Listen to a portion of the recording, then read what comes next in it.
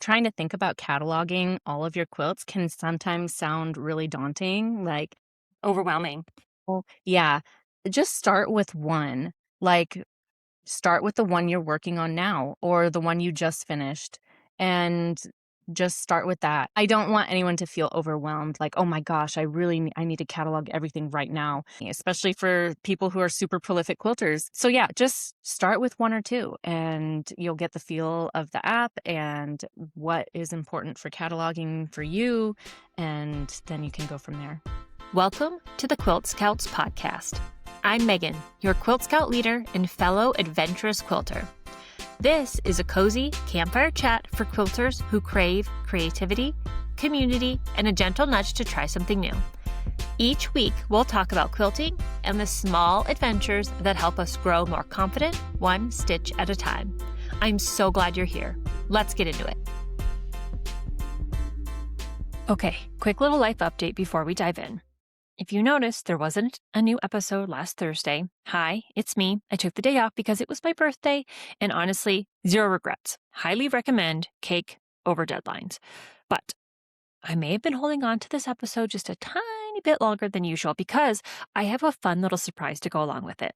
If you're part of my world, you probably already know what that means. A brand new badge is coming your way. And this one ties in perfectly with today's conversation because today's episode is one of those chats that might just change the way you think about your quilts, not just as projects, but as stories worth saving. I'm sitting down with Kiley Ferons, the creative brain behind Kiley's Quilt Room and the My Quilts app. And let me tell you, her quilting journey is such a fun one. She's done everything from longarming to pattern writing, publishing books, designing fabric, and now building a tech tool specifically for quilters, which is honestly so cool. In this episode, we're diving into the idea of cataloging your quilts, why it matters way more than most of us realize, and how to actually start without getting overwhelmed. We also chat about the evolution of her business, what inspired the app, and some of the features that make it super practical for everyday quilting life. So, if you've ever finished a quilt and thought, I should probably write this down somewhere, and then didn't, this episode is for you. Kiley, hello. Welcome to the Quilt Scouts podcast. How are you doing today? I'm so good. Thanks for having me.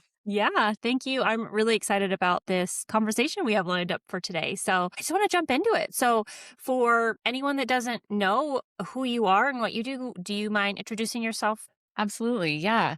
So obviously my name is Kiley and my business is Kiley's Quilt Room, and it has evolved a lot over the years. I started out just as a long arm quilter in my basement, and over the years making quilts, I was never very good at following patterns and instructions, and so I started writing my own patterns.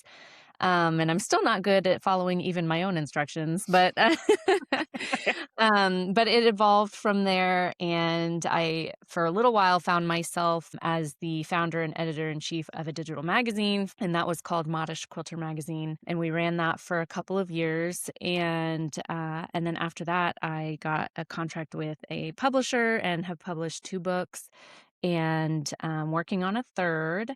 And then I started designing fabric for Moda, and I've been doing that now. I'm going on my 4th fabric line, which is pretty exciting. And then my husband and I on the side, my husband is a software developer, and so we love kind of brainstorming business ideas together and have always wanted to do something together. So our baby project that has become a not so baby project is called the My Quilts app. I really wanted a easy location to record all of my projects, and I was like, talking to my husband about what would be the best way to go about this, and he's like, "How about an app?" And so so we built this app together, and that has been a really fun project for us.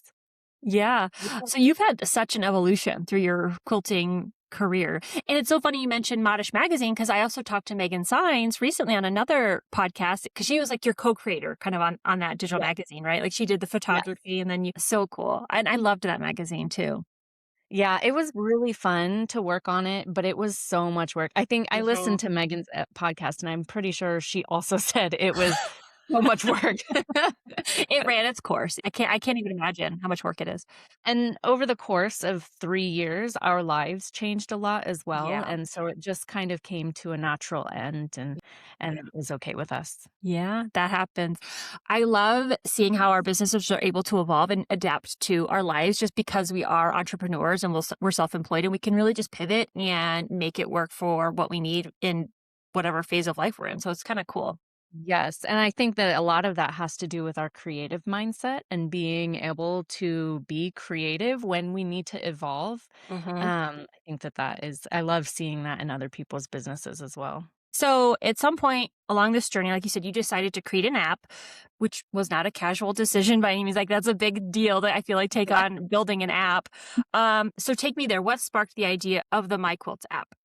Yeah, so I really was starting to forget when I had made certain quilts or who I had gifted quilts to. You know, you just it just time passes and you Hmm. can't remember details anymore, unfortunately. And you know, the longer I quilt, the more that I'm forgetting about some of those early quilts and even 5 years ago, like, when did I make that? What was going on when I made that? Or I know I gifted them something, but what was it? I can't remember. So I really just wanted to have a one-stop place to record all of the information I might want about each given quilt. About 2 years ago, my grandmother passed away, and we found a bunch of boxes in her home of quilts that her mother had started making. And, none of them were finished. It was just a bunch of quilt tops, and a lot of them were very wild, weird fabrics, but what was cool was that there seemed to be, you know, quilts back then were brought about by necessity and reuse and, you know, during the depression, and use whatever you can, Hmm. and so it was clear that a lot of these fabrics that were used in these quilts were old T-shirts, old dresses, you know, clothing. And it just would have been so cool to have a record of where did these fabrics really come from? What year did she make these? And was it for sure my great-grandmother that made them? I don't even know. Yeah, we're just guessing, right? Yes, it's just a guess. And by the time we found the box, it was right before my grandmother passed away, but at that point, she couldn't remember anyway, and then passed away soon after. So we have no idea. We can make guesses. There's tons of stories like that out there. And, you Hmm. know, when we go to these markets and we find vintage quilts and heirloom quilts and there's no story. What's the story behind these beautiful works of art? And really that's what quilting is a work of art. And I think a lot of us just think of it as a hobby and there's no need to, you know, keep record of your hobby, but there is because it's a work of art. Hmm. And you know, years down the line, if you're making quilts now that you want to be passed down, what do you want them to know about those quilting projects? Yeah. Anyway, that's a long-winded Okay. reason as to why we started this project, the quilting app, because I wanted to be able to record my quilting art in a central location that was easy to access, that I, you know, could use on my phone preferably because, you know, in today's world, everything is on our phones. Everything's at your fingertips. And so it just made sense to have it be an app.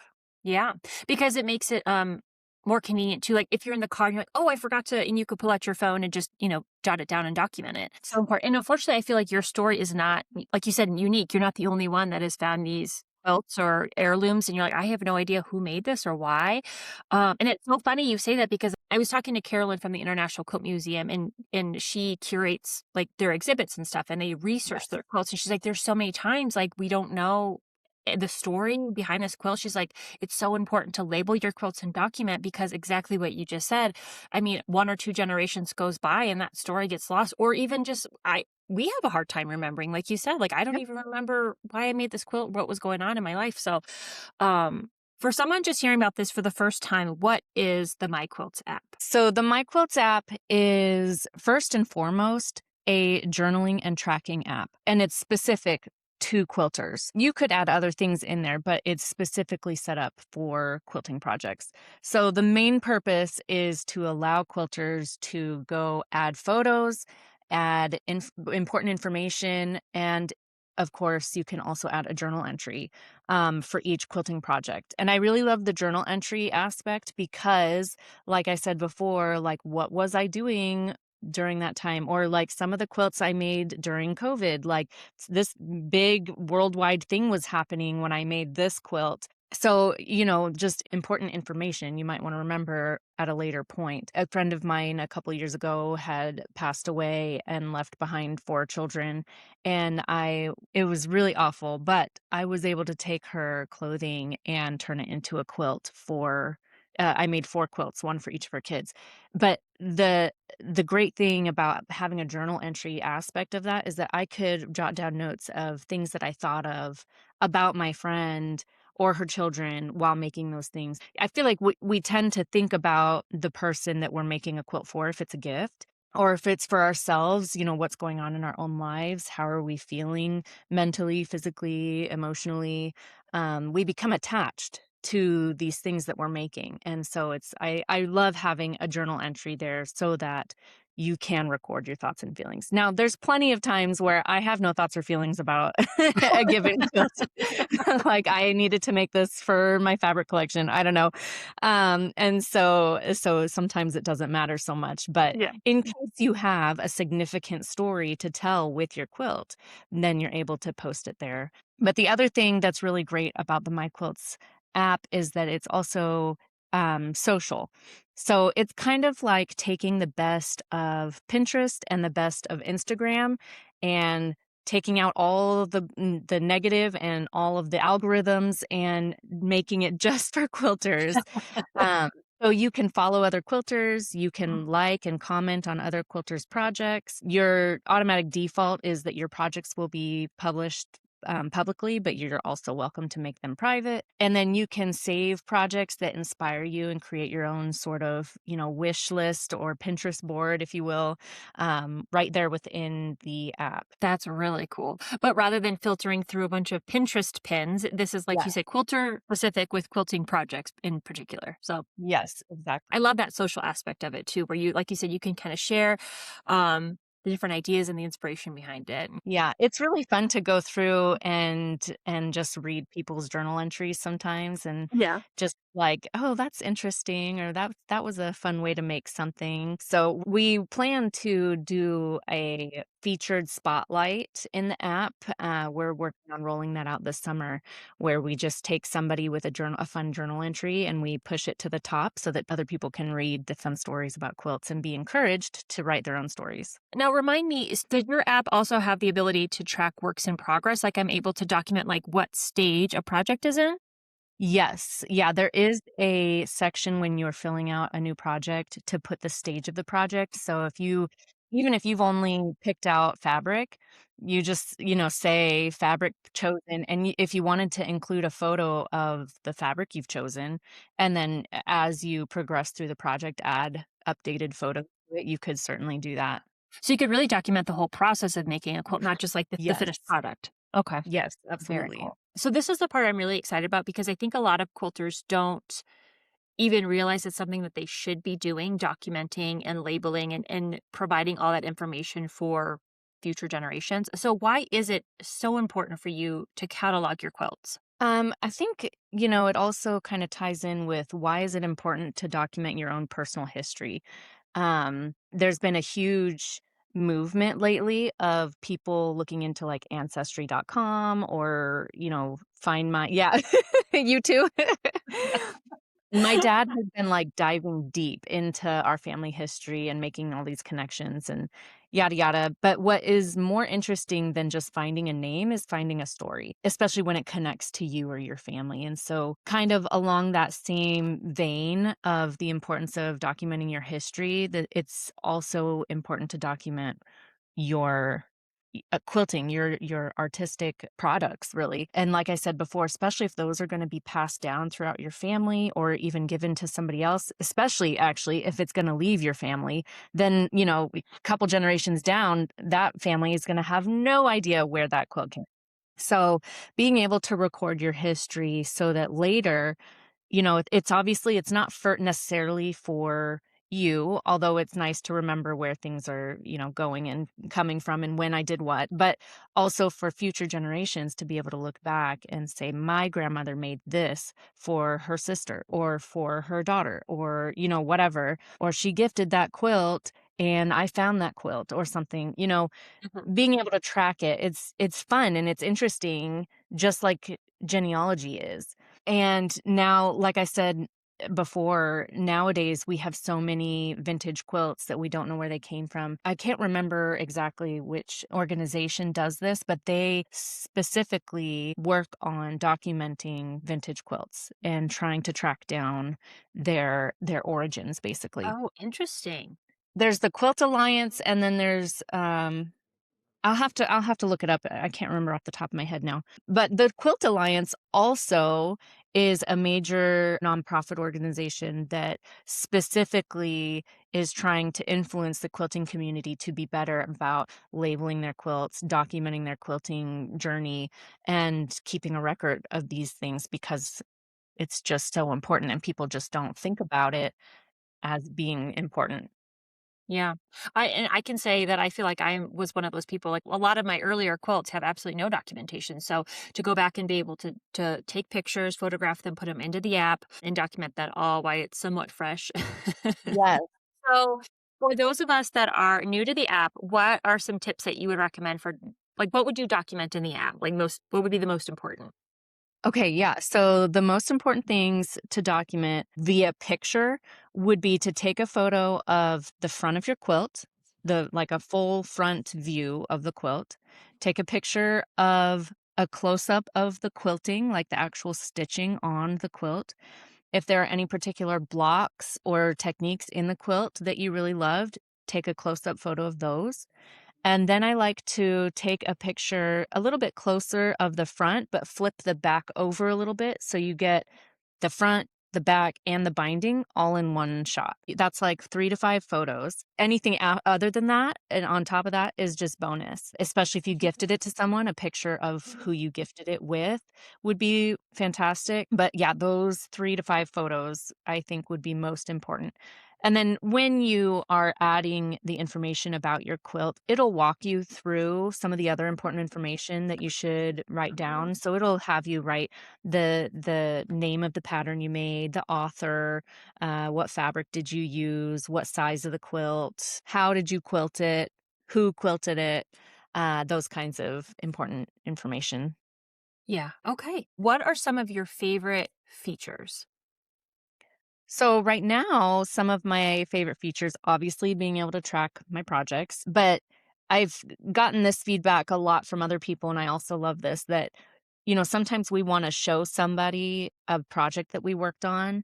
And so being able to have like one spot where all of your photos are going to be is so easy and convenient. And then one of my other favorite features about the app is that we also have a resources and tools section where we have calculators and charts of conversions and like let's say I want to make a 3.5 inch half square triangle or half rectangle triangle. What do I need to cut for that? It's all in there. You can put it in the calculator or you can look at the charts. So there's Oh, lots of wow. resources. So, like, calculators for, like, HSTs, flying Yeah. geese. What about, like, backing and binding calculators? Are those Yep, in there? there's backing and binding calculators, curves, let's see what else. I had no idea you guys had calculators in there too. That's cool. Yes, that's a newer feature that came out, let's see, back maybe in the fall of last year. Okay. But yeah, that has been super fun, and I love that, it's me as a designer, it's super, convenient to I use those conversions all the time, and that math, is, something that I'm always looking up, and so it's nice to kinda have it all in one spot. Yeah, I was just thinking about, like, all the times I've had to go to my computer and look up but again, being able to have it in my back pocket, pull out my phone, Yeah. pull out the app, and just have a calculator right there, multiple calculators all in one place is Yes. super handy. Yeah, that's a Yeah. fun feature. I like that. Is there anything in the app that people are surprised by?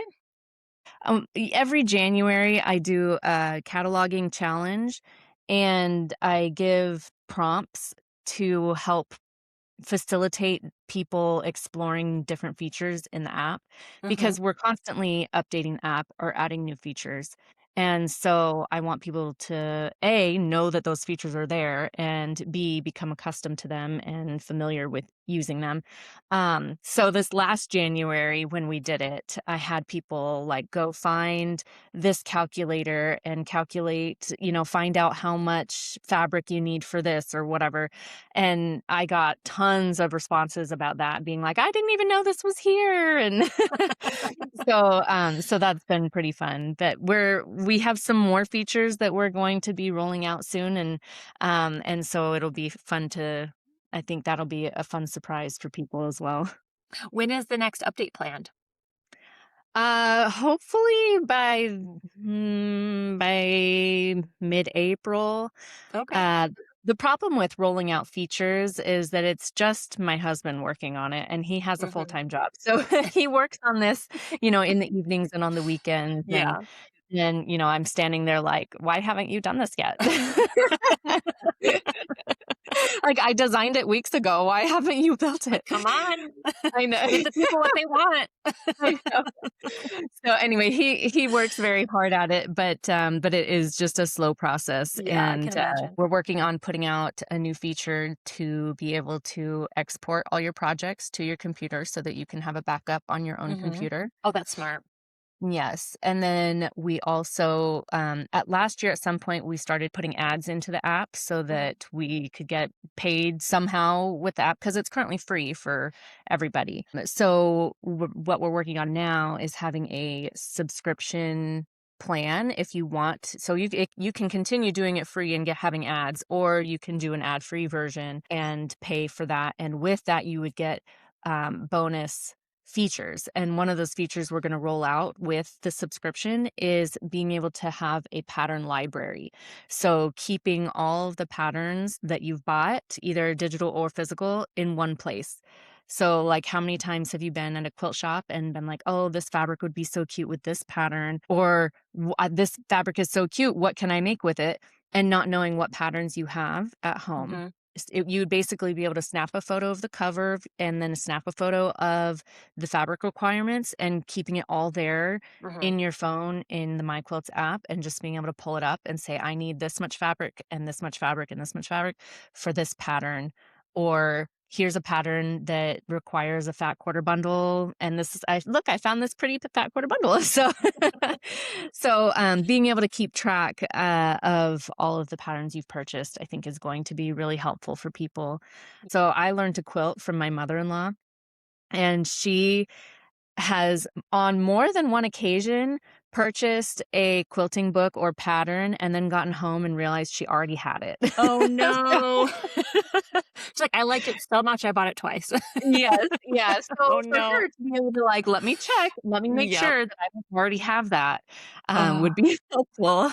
Oh, I haven't done that, but I do that all the time at the grocery store. Yes. That's so funny. Oh, I can see that being so useful. So that's one of the new features that's gonna be Yes, coming out in the new update. Okay, cool. yes. That'll come out for sure before summer, hopefully by the end of April. Okay. How many people are on your app? Do you know by chance? Yes, so we have over 40,000 people using the app. What? That's Yeah. crazy. That's awesome. That's a huge Yeah, community. it I'm is. guessing this is global, so, like, worldwide, Yes. 40,000 quilters around the Yeah. world. Yeah, so it's Dang. pretty cool. It's fun being able to see like, oh, we've got people in the Netherlands or in Yeah. Australia or Germany. But the majority of users are from the US and Canada, Yeah. which is pretty in line with the quilting industry anyway. I was gonna say most of the quilters are in the US Yes. anyways, but Well, and of those 40,000 quilters that are on the app, there are over 90,000 projects that have been added to the My Quilts app. So there's a lot to look through and a wow. lot to find inspiration from. Yeah. That's really cool. Is there, like, a way to filter through, like, you're looking for specific patterns or, like, on the app if you're trying to search for something specific? Yeah, we're working on making that better, but there is a search bar and you can add tags to your quilts when you enter them. Okay. And so if you wanted to search for like baby quilts or AGF fabric or Moda or whatever, Hmm. then anything that has been tagged with those words would show up for you. Okay. Oh, that's super helpful. So I know we talked about your evolution of your business, and it seems like the My Quilts app has been the latest evolution of your business, right? So tell me more about Kylie's Quilt Room. So you're designing patterns, you're designing fabric, and what else did you say you've been doing? I authored a couple of books. That's Yeah. right. Okay. So tell me about your quilt pattern writing right now. Do you have anything in the works or any new releases coming up? Yeah, so, ever since I started designing fabric, I found more enjoyment and love in doing that, and so pattern writing has really taken a back seat. When I first started pattern writing, I wrote between that and the magazine that I was doing, I think I wrote somewhere between 40 and 50 patterns in the Oh, span of, like, 3 years. It was a lot. that's a Yeah. lot of patterns. It was a lot of patterns, yeah. So, I got a little bit tired. Burned out, I I can mean imagine. yes, I mean, it was patterns for the magazine. I did, 2 books and all the patterns for those, and then not to mention, just doing patterns on my own as well throughout all of that.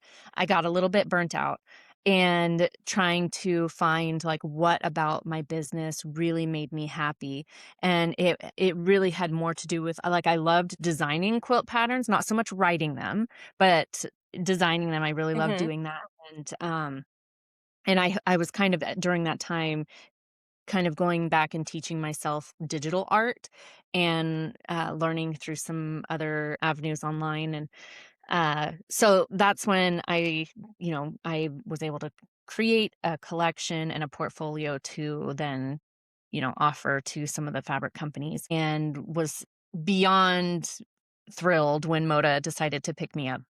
Yes. I was going to say, when did your first collection come out? Because I feel like it was a year or two ago. It wasn't that Yeah. long ago, The right? process of designing fabric is so long. So, I'll tell you about it, but really quickly, to answer the first question, my pattern writing, I only write patterns now when I come out with a new fabric line. That makes sense. Yeah. To like to coincide. Yes, I'll Yeah. write a new pattern and release it with a new fabric line. So, usually I'll do 1 or 2 new patterns, with each fabric line. So, the life cycle of a fabric line is kind of crazy. I first got signed on with Moda with 2 collections that I had already made. They immediately wanted those 2, and so that was in March of 2024. Okay. And then it wasn't until October of 2025 that that first line finally was in stores. Oh, so not So that long ago. I thought it was, yeah, oh, wow. no. So just this Yeah, last so fall. just this last fall, my first line finally came out into shops for people to get their hands on. But Okay. it's kind of tricky because you might be confused because I start talking about it and sharing about it back in March or February of 2025 Okay. because that's when shops can order it. So it's kind of like 6 weeks of or 6 months of prep and then 6 months Yes. of waiting for it to actually ship to stores. And so and now that I've gotten kinda like the ball is rolling, I have fabric lines, different fabric lines in every stage of the process, and it's a little tricky to, like, keep track of, like, which Yes. in the process, Okay. like Your husband's gonna have to make an app just for you to keep track yeah, of your yeah, your fabric collection stages. honestly, not a bad idea. Oh my goodness. So you have 4 out right now, I have 4 released. no, I have I have 3 out right 3. now. So, there's one that's in stores, one that will be in stores in May, that's my Christmas line. And then I have one that just closed orders for shops, and that Okay. was my Petal Lush line, and that one I just finished, like, promoting on my Facebook. Okay. So it seems like it's out, but it actually isn't in stores. And That won't be explains in why I was stores. feeling confused, 'cause, like, there's no way it was Yes, just out in October, 'cause I feel like I had seen yes, it earlier, like you said, on your it's social been a media. long It's, like, time. way sooner than that. Yeah, I know. Oh, got it. It is really difficult. So yeah, the one that I just announced on my Instagram won't be in stores until July. Okay. And then I already have another line that will be launching in May, I believe, or Mhm. June. And then I just turned in a fifth one. So yeah, like I said, I really have one line in every stage of the process, which is Yeah. fun. But also I'm like, okay, wait, no, which line is that? No, wait, that's I'm like, which color Yeah. palette goes with which? Anyway, it is a little bit tricky.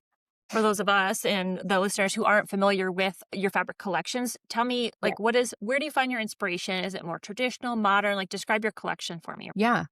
I feel like I really gravitate towards more muted colors. I'm not like a super bright colors type of person. I like earthy tones. I like, you know, and my home is very minimalistic. So I feel like I like to draw and design things that would fit well in my home. Um, so my first collection was very muted, like very kind of pastel-y, like taupes and pinks and blues and greens. It was called Potted, and it was all about my love for indoor plants. So I have a lot of indoor plants, like maybe 40 or 50.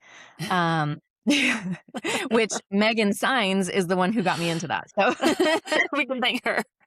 yeah, we can blame her.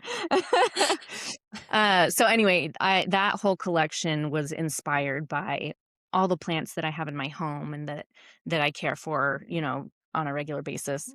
Yeah. I remember that collection. It was very cute. I loved that one. Thank you. Yeah, it's very, like I said, it's very soft, very Mhm. dusty kind of colors. And it was a big collection too. It was almost too big. Like there were so many SKUs that it was like, how am I going to use all of this? Because, like I said, I'm a pretty minimal person and that follows through even in my quilting. Like I don't like big prints. I love solids. Like I want Yeah. So then you had to write a so pattern to go along with that collection, which was, like, probably yes. the next challenge. Yes, it is, and then trying to use all the fabric when my natural instinct is to, like, only use half prints and half Yeah. solids or something.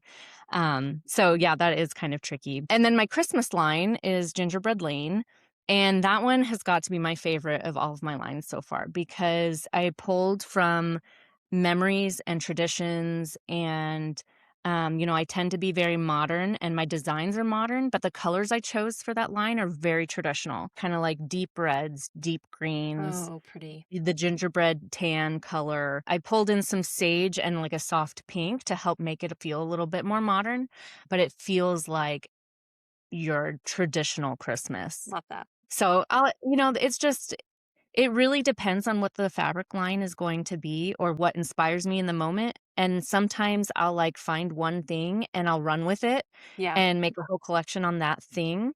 Like, for example, my new Petalush line that I just have been announcing on Instagram. It has bugs and flowers, and I'm not necessarily a buggy person, okay? But Megan, my friend Megan, she loves bugs. And so she would find these weird, cool looking bugs and moths and stuff around her home, and she would take pictures of them. And obviously, she's a photographer, so she takes really nice photos. I'm looking at Yes. it now because 'cause I'm not Yeah. familiar. Okay, I'm looking it up on my Instagram. Okay. So she takes pictures of these bugs and she sends them to me. Love And it. I was just inspired by them and I started drawing these bugs. And so the bug fabric in that collection was the first one that I made. And then everything else kind of fell into place around the bugs. I love the bugs. I can see it in one of your, layouts here. Oh, it's so cute, but it's, like, really pretty pastels. It's not like Yes. I think of bugs, I think of, like, a boy fabric, which I'm a boy mom, so, like, I'm usually, like, Yeah. I'm all in. But this is, like, very sweet and, like, summery well, more like spring vibes Yes. with the It's bugs. very springtime. Yes. Again, with that soft color palette and it's actually the exact same color palette as Potted, just brighter. Oh, It's yeah.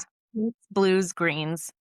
Yeah, so they're almost like sister collections, like, you could probably use them Yeah. together. Mhm. Yeah, there's a lot that could be mixed. But yeah, that one is super fun, and I actually made a dress for my daughter out of one of the bug design, and it just is so cute. Yeah. No, I can fully appreciate that because, like I said, I have a 5-year-old boy, and we're all about the bugs. Like, we love to Yeah. explore and look at them, with the magnifying glass and Yeah. the whole thing. I had to get over my fear of butterflies for the Oh, sake no. of, learning. So, I feel like bugs are kinda hit or miss. I was really trying to, like, let's make these really pretty because otherwise people are gonna be like, "Absolutely not. I don't want bugs on my fabric." In fact, I had a couple of different slugs on that fabric as well, and the design team came back and they were like, "Maybe we should take these slugs out." I was like, "Fine, but we're keeping one." at least one. Okay. Yeah. Yes. They're like, it's a little too sluggy. Yeah. They were like, "Slug's not so cute." Yeah. I love a good Yeah. bug print. Some of my favorite, I have like a beetle print that I like really love to use for different stuff. I can totally appreciate the bugs. That's funny. I can see how maybe it's not for everybody, but Yeah, it's not for everyone, but did your daughter like the skirt though, the dress? oh, she loves it. Yeah, Yeah. she wears it to school and tells everybody, "My mom Oh made yeah. this." Oh, how amazing. Yeah. For your kids to be able to like wear a fabric that mom designed. Like Yes, yeah. such a flex. I love it. Yes, I know. So, Megan's daughter, her youngest daughter, is also 5. They're only 5 days apart, and they're in the Oh, same kindergarten class. And so we both made them a dress out of the same design, but in different colors, and they wore it to school one day, and they were, like, so cute matching oh, and in their little bug stop. fabrics, so They're like little besties. Oh, yeah, that's they the are. It's adorable. sweetest. Yeah. Oh. I have to tell you, so this conversation, it inspired a new badge. And we kind of talked about this before, but we actually created a brand new Quilt Scout badge called the Quilt Cataloger badge, which is all about documenting your quilts, tracking your projects, and building your own creative archive. So that badge is now available in the Quilt Scout shop. So I will link it below. So if you find yourself wanting to jump on this bandwagon and you're feeling inspired to catalog and document your quilts, definitely get the My Quilts app that will check the box for this badge requirement. And then you can add another badge to your collection. So for those of us that are feeling maybe a little overwhelmed with where to start cataloging quilts, do you have any tips for us? Where do you suggest we start? Trying to think about cataloging all of your quilts can sometimes sound really daunting, like, "I just Overwhelming. don't know." Yeah, just start with one. Like, start with the one you're working on now or the one you just finished, and just start with that, and then, throughout the week, if you come across a quilt in your house and think, "Oh, I should catalog that one," then take snap a few pictures of it and add that one. You don't have to sit down and, quilt dump into the app. Of course, you're welcome to, go for it, if you're really motivated, but I don't want anyone to feel overwhelmed, like, "Oh my gosh, I need to catalog everything right now," Yeah. and it just, 'cause that would be overwhelming, there's so many, especially for people who are super prolific quilters. So, yeah, just start with 1 or 2, and you'll get the feel of the app and what is important for cataloging for you, and then you can go from there. That was a really good tip. So before we wrap up, okay. Yeah. So the next thing I want to do is like a quick fire question round. And the rules of this is you can't overthink it. You just have to go with your gut. Just kind of whatever, whatever you're feeling in the moment. So first question, how many quilts have you made? Best guess. Ooh, 60, 70, 60, probably more, 70. I don't know. Okay. Okay. Dang. Do you have a favorite quilt you've ever made? Favorite quilt I've ever made is probably some of the most difficult ones that I've ever made because I feel like that's when I really stretched and learned and felt growth in my own techniques. And so one is with the first time that I made a fabric collection, wrote the pattern and made it all myself. That was a really special moment. But before that, one of my favorites was like an entirely template pieced diamond quilt. I don't even remember the name of it anymore. It was like a free pattern I found online and it was so difficult. But it's beautiful and I hang it up every winter because it kind of looks like winter northern lights type of vibe. Oh, So anyway, that one very was cool. that one was a cool one. Okay, next question. Solids or prints? Solids. Which I feel like is blasphemous for someone who designs that. Designs prints. I totally get it though. Yes. Yeah. Do you press your seams open or to the side? The side. Do you use a seam ripper or do we call it an intentional design choice? Or Um, it really depends. I'm very type A. I'm very like, I need things to be the way I intended them. So yeah. I do not usually let things slide.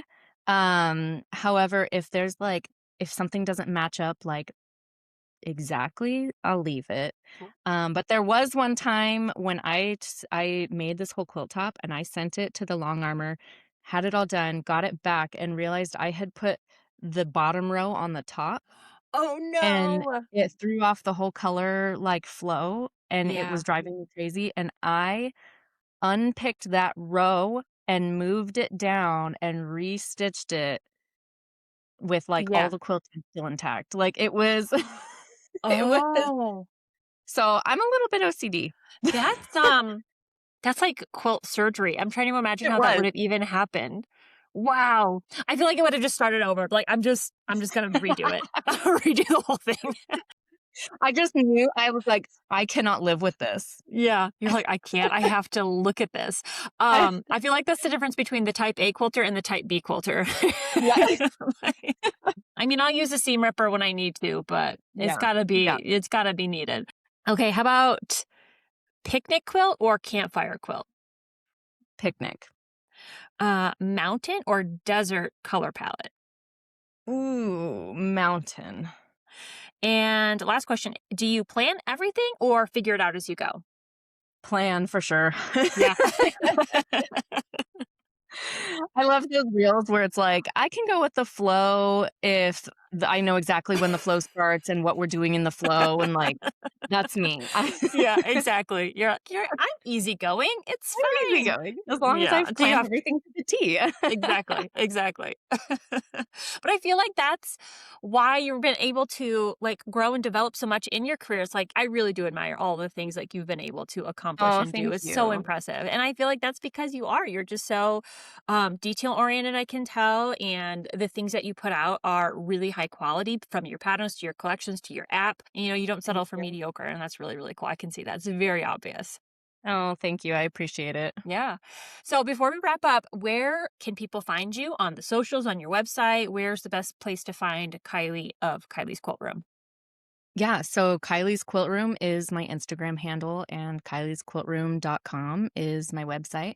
I am a little tricky though because I don't spell Kylie like most people spell Kylie. It's Kiley. So, but you can also find the My Quilts app information on that website, but you can also just go to myquilts.app and find all the information. It is available on Android and iOS app stores. So you can just search for My Quilts right there in the App Store. And then, of course, on Facebook and YouTube and Instagram, it's all just Kylie's Quilt Room. Okay.